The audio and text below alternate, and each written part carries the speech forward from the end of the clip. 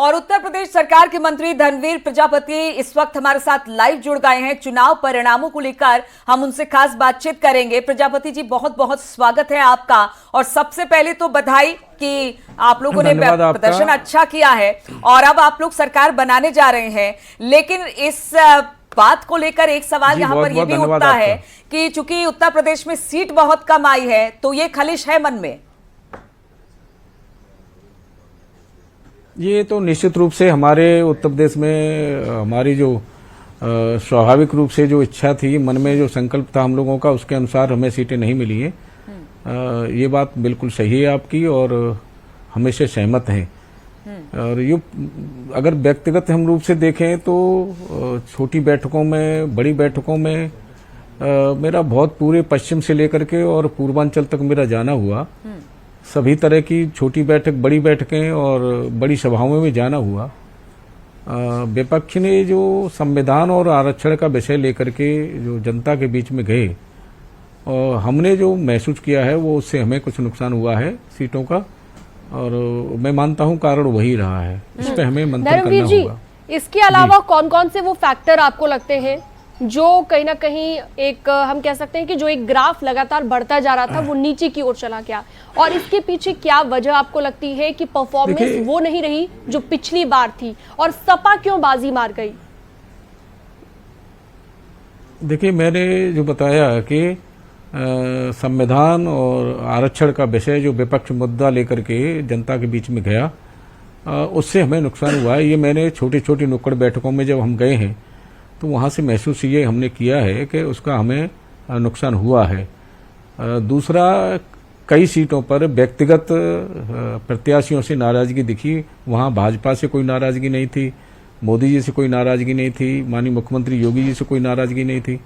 कुछ व्यक्तिगत भी नाराजगी कार्यकर्ताओं में देखने को मिली, वो जनता में देखने को मिली। और तो क्या कैंडिडेट आरक्षण और विशेष करके आरक्षण और संविधान, कैंडिडेट को सेलेक्ट करने में कहीं पर भूल हो गई, और जिनके खिलाफ पहले से नाराजगी चल रही थी उन्हीं को पार्टी ने टिकट दे दिया? ऐसा तो नहीं है। हम ऐसा तो नहीं है। शीर्ष नेतृत्व तो बड़े सोच समझ कर निर्णय लेता है, लेकिन जनता के बीच में जो रहा, जो अनुभव हमने किया, वो आपके समक्ष हमने रखा है।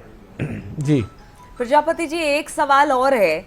चूंकि बीजेपी अपने कह सकते हैं जनता का मूड भांपने में या फिर स्थितियों को भांपने में बहुत सक्षम मानी जाती है। अब तक जो हमने देखा है और पीछे के जो परिणाम भी बताते हैं, चाहे वो लोकसभा का परिणाम हो या फिर विधानसभा का परिणाम हो, क्या इस बार जनता के मूड को भांपने में या फिर स्थिति ग्राउंड पर कैसी है, इन चीजों को भांपने में, या फिर आपको लगता है कि कहीं ना कहीं जो गठबंधन लास्ट टाइम पर हुआ वो सारी चीजों को लेकर आज इस तरह की दिक्कत आई कि 40 भी नहीं पहुंच पाई उत्तर प्रदेश में बीजेपी की सीटें? नहीं, उत्तर प्रदेश में मैंने पहले बता चुका हूं, मैं वो फैक्टर वही रहा है। दूसरा ये मैं कहना चाहूंगा कि ऐसा नहीं है कि शीर्ष नेतृत्व हमारा बहुत बुद्धिमान है, बहुत बुद्धिजीवी से और बहुत सोच समझ कर निर्णय लेते हैं।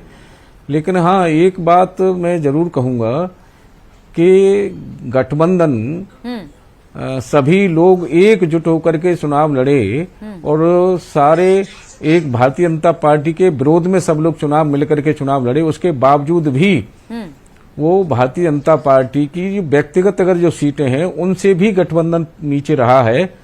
तो भारतीय जनता पार्टी मजबूत स्थिति में रही है और हम लोग सरकार बनाने मोदी जी के नेतृत्व में तीसरी बार अच्छे से जा रहे हैं। प्रजापति जी, लेकिन एक सवाल और है यहाँ पर। चूंकि बात उत्तर प्रदेश की हो रही थी और उत्तर प्रदेश में चूंकि ये जो हिंदी लैंड है, हिंदी हार्टलैंड है, और उसमें भी खासतौर पर उत्तर प्रदेश में लोगों को ये बहुत ज्यादा उम्मीद थी कि यहाँ फैक्टर बहुत सारे ऐसे थे, खासतौर पर राम मंदिर का मुद्दा एक बड़ा फैक्टर था। बाकी लोगों को भी ये लगता था कहीं से सीट आए ना आए, उत्तर प्रदेश से जरूर सीट आएगी। क्या ओवर कॉन्फिडेंस भी यहाँ पर दिक्कत कर गया? हम लोग इस पे मंथन कर रहे हैं, और रही बात ये कि ये बात सही है कि हमारे मनोनुकूल परिणाम उत्तर प्रदेश में नहीं रहे हैं। हम लोग कल्पना से बहुत नीचे गए हैं। हम लोग जो हम लोग सोच के रखा था वो बहुत नीचे गए हम लोग उससे। इस पे हम लोग मंथन कर रहे हैं। हमने जो अनुभव किया वो आपको समक्ष शेयर किया आपके माध्यम से दर्शकों को। लेकिन मैं कह सकता हूं कि हम इस पे अभी और सोच विचार करेंगे और बिल्कुल इस पर मंथन तुरंत करने की जो है, जरूरत है, हम सोच विचार आगे जरूर चल करने के की इस पे- जरूरत है। लेकिन प्रजापति जी, कुछ बड़े चेहरे भी हार गए, उसके पीछे आपको क्या वजह लग रही है? काम नहीं हो पाया था, किस वजह से लोगों में नाराजगी रही? 4 बड़े चेहरे, 4 केंद्रीय मंत्री हार गए। जी देखिए, मैं कह सकता हूं कि जालौन का मैं प्रभारी हूं, वहाँ थोड़ी कमी हमारे जो जनता की भावनाओं को नहीं भाप पाए प्रत्याशी और उसके अनुसार काम नहीं कर पाए, उसका परिणाम रहा। नहीं तो वहाँ वो सीट हमारी जीती हुई सीट थी, उनको और थोड़ा जनता के बीच में जाकर के और जाना चाहिए था। ऐसी कुछ सीटें रही होंगी, क्योंकि हर सीट पे मेरा जाना नहीं हुआ है।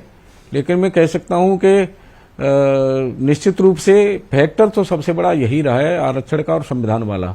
इससे हमें नुकसान हुआ है। पिछड़ा वर्ग और अनुसूचित वर्ग गठबंधन की ओर गया है। अब कितना परसेंट में गया हम लोग इस पर चलिए, अब मंथन कर रहे मंथन का वक्त है, लेकिन मंथन से कुछ अमृत ही निकलेगा ऐसा हम मान के चले। जी। और आप लोग सरकार बना रहे हैं, एक बार फिर से आप सभी को बहुत बहुत बधाई। और आप लोग सरकार बनाएं और एक बार फिर से जो मोदी जी हैट्रिक लगाने जा रहे हैं, निश्चित रूप से हम बनाने जा रहे हैं। बिल्कुल। चलिए, बहुत बहुत शुक्रिया आपका प्रजापति जी हमारे साथ जुड़ने के लिए।